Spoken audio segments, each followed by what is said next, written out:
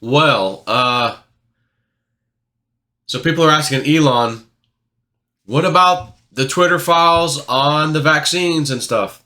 And the doctors who were removed from Twitter for speaking their minds, about the safety and blah, blah, blah. And Elon says, oh, it's going to get real spicy. He goes, don't worry, that's coming. It's going to make things real spicy. And he goes, my pronouns are something like prosecute / Fauci. My pronouns are prosecute / Fauci. Elon Musk says this. Then we have the CEO of Pfizer on video saying all of a sudden, I was told like by his team, I guess, that the mRNA technology is ready, and he says, I questioned this. But they told me it was ready, and blah, blah, blah. And of course now he's backtracking. And he's stepping down as CEO, and I'm going to go ahead and leave now. I'm heading back to Israel. So it's amazing that Kanye West, Hollywood, Britney Spears, you name it, everything up there, these Jewish people are coming out in the limelight. That person's manager is a Jew. That person's manager is a Jew. That person's manager, Kanye, is a Jew. This guy's going back to Israel, land of the Jewish, where, by the way, they don't really have extradition laws there. So I guess he thinks he's going to run back to Israel when the hammer drops on these vaccine manufacturers and CEOs. He's going to run back there where he can't be extradited. That's what he thinks. Yep. So things are getting interesting. And I'm getting close to soloing in the fixed wing single engine, little Cessna 172. And once I solo, I got to do some cross-country flights and just a few things. The good news is, yes, I'll go ahead and complete that, take my test ride, my check ride. I'm thinking I should pass it pretty easy because it's nothing like a helicopter. Helicopter was pretty tough. You don't have to do the same maneuvers and things. There's maybe just a couple, 2 or 3 that are the same, but you got to turn around a point. I don't even know if we did S-turns in the helicopter. That's one of the maneuvers we had to show. I don't think we did, but in a plane you have to. So anyways, getting close to that. So I'm thinking I'll be soloed here in the next few days, and then I can instantly go get my practical test done with the flight examiner, FAA DPE they call it, designated flight examiner, or designated DPE. What is the P? Designated pilot examiner. And if you pass, they'll sign you off right there, put it in your logbook. You'll get a new license from the FAA that has the updated ratings and stuff on it. You'll throw the other one away, chop it up. The good news is, though, that's single engine. So it's SEL, MEL, single engine land and sea, or is it just land? And then MEL, multi-engine land. And so once you're a private pilot in a fixed wing aircraft, which I will be, assuming I pass this here shortly, you could simply just learn from a CFI in the multi-engine, which is the Baron C-55 I got. I'll train in that. And then when the instructor says, okay, you pretty much got it, he just signs off in there. Yep, you're proficient in it. Good, have a nice day. I don't have to do all these maneuvers and, not necessarily maneuvers, but like your 150 nautical mile, 3-stop, you got to stop at 3 airports, 50 miles apart. You got to do this many Class D landings and blah, blah, blah, blah. And all these other, a few other things. You don't have to do that. All the stuff I did in the single engine transfers right over. So basically, he signs me off. Yep, you're ready to take your check ride. And the CFI does, it's just the trainer. I contact the same DPE. Hey, I'm ready to take my check ride in the multi-engine. Okay, pick a date. All right, let's go then. And then we just go straight up, straight to the airport, do the maneuvers. Again, if I pass, which it should be identical to the single engine maneuvers, except the fact that I got twin engines, and he's going to want to see me, simulate an engine out. So he may reach over and slowly, simulate one of the engines going out, drop the throttle. Okay, engine out. What are you going to do? Oh, all right. I got to figure out, the dead foot, all this stuff, like you with your rudders.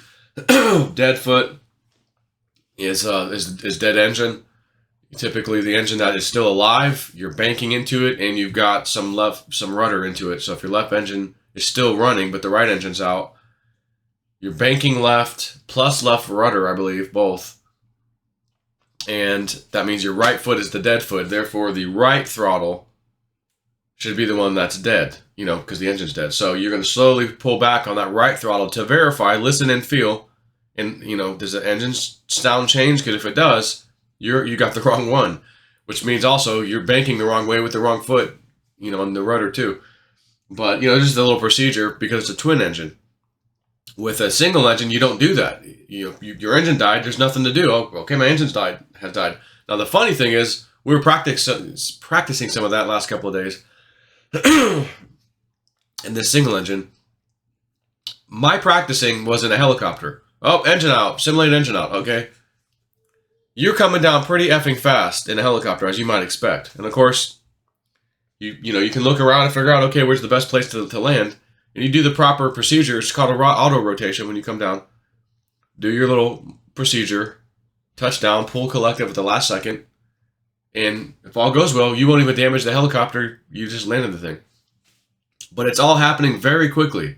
Because when that engine stops in a helicopter, you're coming down pretty quick. So we're up there, and this girl Hannah is training me, and she's all right, we'll do your first engine out, okay. Which again, they just bring it back to idle, just like you would in a helicopter or anything else. You don't actually kill the engine in air. God forbid it doesn't start back up. It's not worth doing that, training somebody, so you don't do that.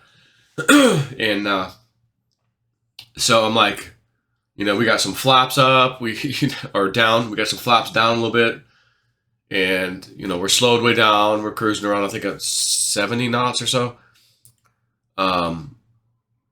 And we're barely coming down. I'm just like, she's like, okay, so here's the checklist. Okay, try to restart the engine, primer, this, that. Okay, yeah. If it doesn't start, then this is the secondary, what we do, and I'm like, you can take a nap up here and wake up and decide, let me, get an engine out. Let me go deal with it now.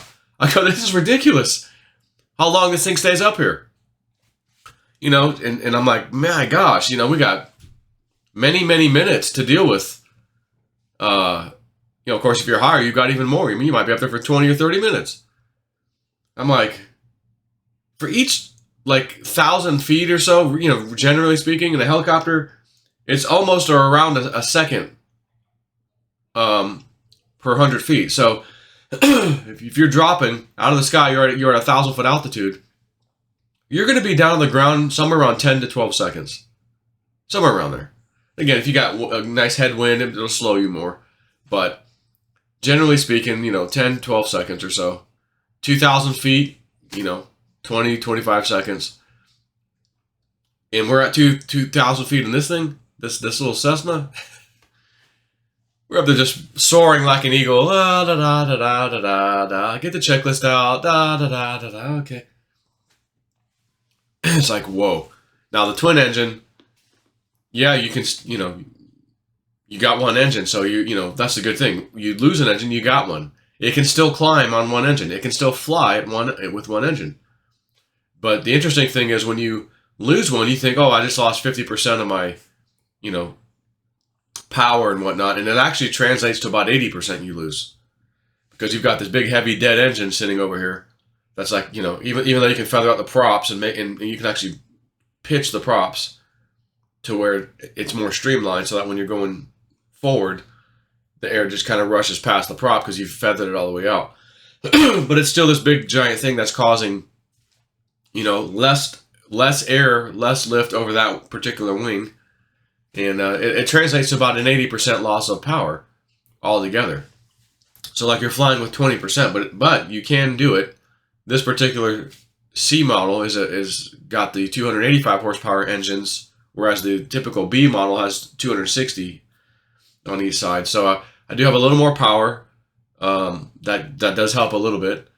And I heard if you, change the crankshafts out for a longer stroke crankshaft, same engine, just swap out the crankshafts on both of them. They go from 285 horsepower to 300 or 310, somewhere around there. Which is good for about another 10 knots or, what is that, 15 miles? No. 11, 12 mile an hour gain, nothing else. Gas mileage, I've heard, is the same, sometimes even better, however that works. I guess cruising, maybe, cruise speed. But, these engines only have 400 hours of use on them since the last major overhaul. So they've got, I think, a 2,000 hour TBO, time before you have to rebuild it, basically. And so, it got, with that kind of time left, I've got more time than I'll probably ever have to keep this plane. We'll have already upgraded, I'm sure, by some, years out in the future. So again, would it be worth doing that for 10 knots of speed? And then they've got these little wing mods you could do where you take the wing tips and, it's not a wing tip, it's a, what do they call it? Winglet. A winglet. And your normal wings go out like this. And if you do the winglet mod, at the very end of the wing, maybe a couple feet back from the tip of the wing, it comes straight up like a 90. And that supposedly helps produce lift and all this other stuff, aerodynamics, blah, blah, blah. You could see potentially up to 10 knots, maximum probably of 10 knots doing that mod. So I thought, well, if I did both, I'd be 20 knots.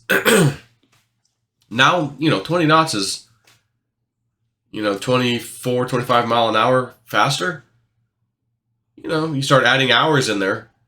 When your flight's normally going to be 7 hours or something, well, that kind of helps. But again, nothing with airplanes and helicopters and just is cheap, period.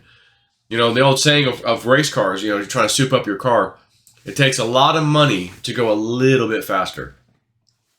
And considering airplanes and helicopters are already expensive, it takes a hell of a lot of money to go a little bit faster. Those winglet mods, you can have them done, I think, installed for $20,000.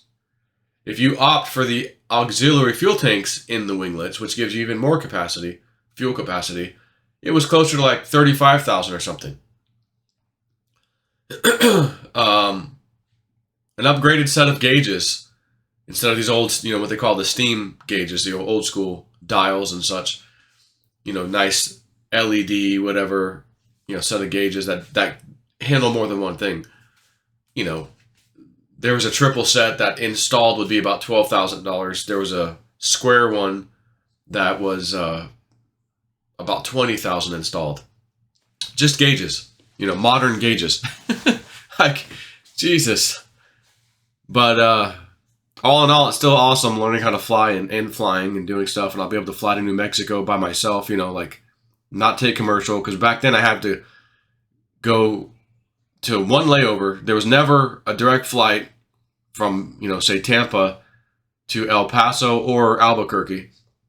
Because those two were about 2 hours either way, whichever way one I took. And it always seemed like El Paso had the better flights. So we always chose El Paso. But you had a layover somewhere.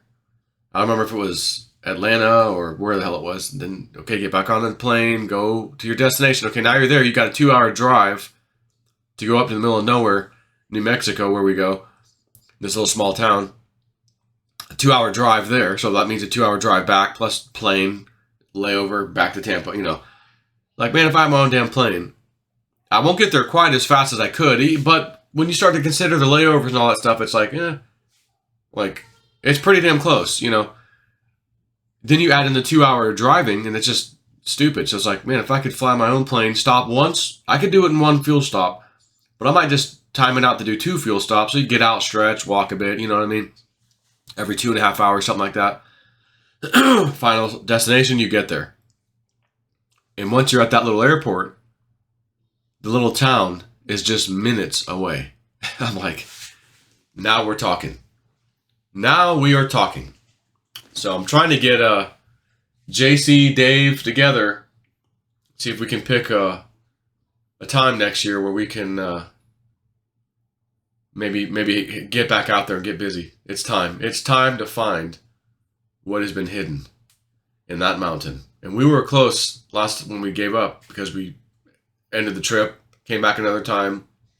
We actually came back 4 times that year, all in 2019. And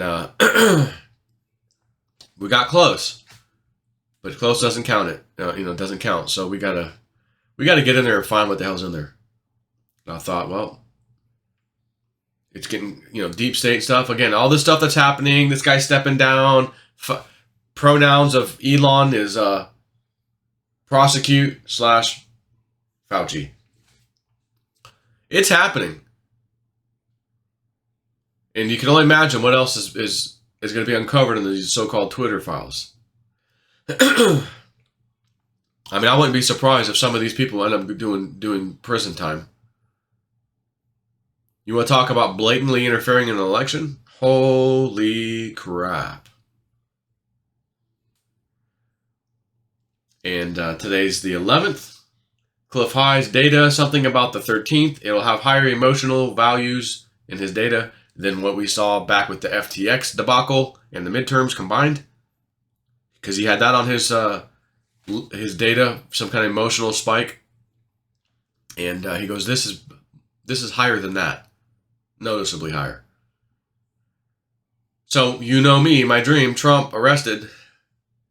What's that going to do to the markets? Crypto, stock markets, you name it. And again, if we're getting close to the end, so to speak, he promised you, Trump, markets will crash under Biden. And my numbers haven't hit yet, the ultimate low numbers. So, a couple of trades we're in right now that I'm thinking, I don't know if it's worth waiting to see if it goes higher. Like the one coin in particular. Maybe time to just cash out, take a little profit, which we're still in a little profit on it right now, and just call it.